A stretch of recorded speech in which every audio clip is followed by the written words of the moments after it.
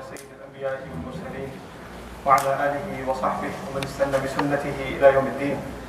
اللهم اجعلنا منهم ومن الذين آمنوا وعملوا الصالحات وتواصوا بالحق وتواصوا بالصبر. آمين يا رب العالمين. ثم أما بعد فأعوذ بالله من الشيطان الرجيم.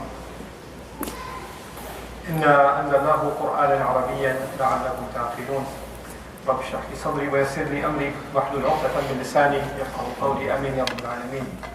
In these few moments, I'd like to share with you a reminder that has to do with an ayah, a very famous ayah of Surah Yusuf. This is, right at the beginning of Surah Yusuf, the second ayah. And Surah Yusuf is something we're going to be starting to listen to in a couple of rak'ahs. It's going to come up, inshallah ta'ala. We're towards the tail end of Surah Hud and Salat right now in Taraweeh. And what I wanted to share with you, just a little bit, maybe I think it will take 5-6 minutes, no longer. There's a little bit of background, very interesting background. Yusuf alayhi salam is the son of which messenger? Which prophet? Yaqub alayhi salam. And what is Yaqub alayhi salam's other name? Israel. Yaqub alayhi salam has two names, Yaqub and Israel. And both of them are used in the Quran. Both of those names are used. And Yusuf alayhi salam is a person that is very, very well known in Jewish history. Of course, because he's one of the original sons of Yaqub. I mean, they call themselves Bani Israel, the sons of Israel.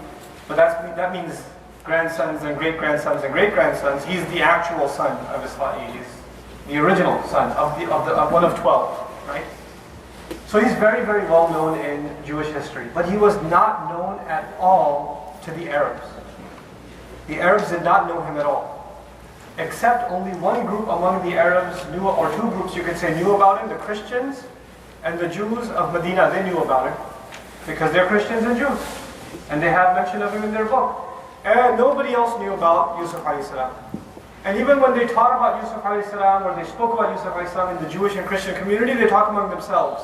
They don't go out preaching these things, They don't talk about them. So when Allah Azza wa Jalla revealed this story, Surah Yusuf is a very detailed story of Yusuf alayhi salam and things that happened in his life. And it was given to Rasul sallallahu alayhi wa sallam when he was still in Makkah. And the first time they heard this name with Qala Yusuf li-abihi, when Yusuf said to his father, and the story of Yusuf alayhi salam begins, in the very beginning, before even the story began, Allah said, Inna anzalnahu Qur'anan Arabiyya. No doubt about it, it is we that have sent an Arabic Qur'an. And by saying Arabic Qur'an, it means a few things. Of course, it's talking about its language. The language of the Qur'an is Arabic. But it also means, أَنزَلَهُ عَلَى الْعَرَبِ. He sent it down on which nation of people? Arabs. The Arabs. And the Arabs have no idea who Yusuf is. They have no idea who Yusuf is. But there's only a small group of people who speak Arabic and they still know who he is. Which are they again? The Jews and the Christians. They're the only ones. And they're not in Makkah, they are still in Medina. Rasul sallallahu alaihi wasallam, he receives this ayah, and Allah says at the end of the ayah, قَالَ فِي هَذِهِ الْآيَةِ لَعَلَّكُمْ تَعْقِلُونَ, so that you can understand. We gave you an Arabic Quran so that you can understand. Now the obvious thing is, لَمْ يَذْكُرْ, in Arabic grammar they say, لَمْ يَذْكُرْ الْمَفْعُولِ بِهِ لَعَلَّكُمْ تَعْقِلُونَهُ. لَمْ يَذْكُرْ. He didn't mention the object of the verb. In other words, Allah did not say, so that you can understand it. If Allah says, so that you can understand it, that means so you can understand the Quran. But when Allah just says, so that you can understand, in Arabic this is called at-tawassu' fil ma'na.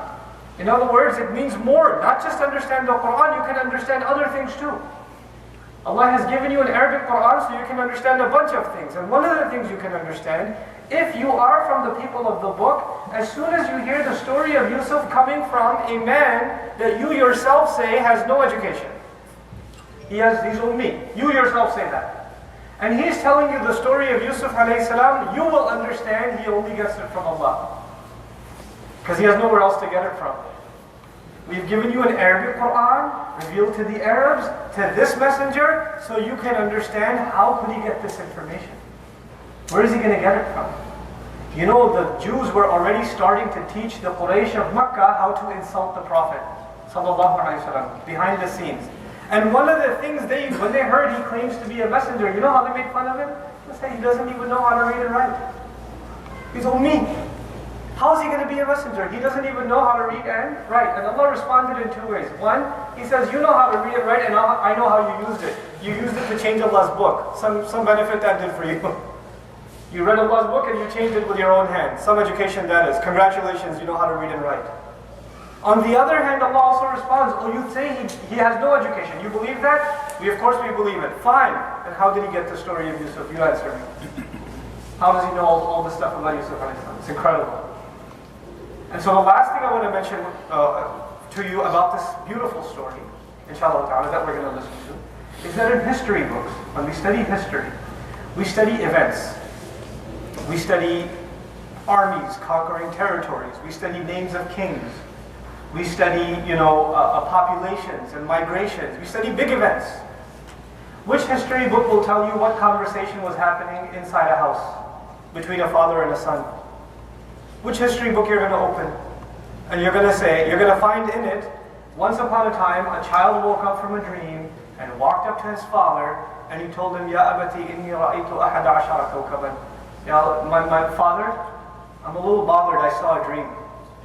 Which history book is going to tell you? SubhanAllah. Allah has a perspective on history that no history book can offer. Allah has a view of events that no other view is possible. It's not possible to capture in a way that Allah Azza wa Jalla captures it. So it's a really remarkable beginning to the story. And finally, of course, the last benefit of Inna anzalnahu Qur'anan Arabiyyan that we can share in this limited time is that Allah Azza wa Jalla, the word aql is used in Arabic to control your emotions, to hold yourself back. Because human beings, they have all kinds of urges and emotions, and they do whatever they want. That an impulse comes and they click and they look and they talk and they say, whatever impulse comes in their head, they do it. Allah revealed the Qur'an in the language of these people so they learn to control themselves. Qur'an is supposed to hold you back. It's supposed to control you. One of the other words in the Arabic language for the intellect is an-nuha, the preventer. It prevents you from stupidity. It prevents you from saying the wrong thing. It prevents you from doing the wrong thing. And the more Qur'an you get exposed to, it'll prevent you from problems. And the beginning of the surah says this. Why? Because if one really pays attention to this story and learns its lessons, then they will be prevented from a lot of problems. They'll learn to exercise their intellect properly. Allahumma ja'alna min al-aqilin. Barakallahu li wa lakum fil Qur'an al-Hakim wa nafa'ni wa iyyakum bil ayati wa dhikr al-Hakim. Wassalamu alaikum wa rahmatullahi wa barakatuh.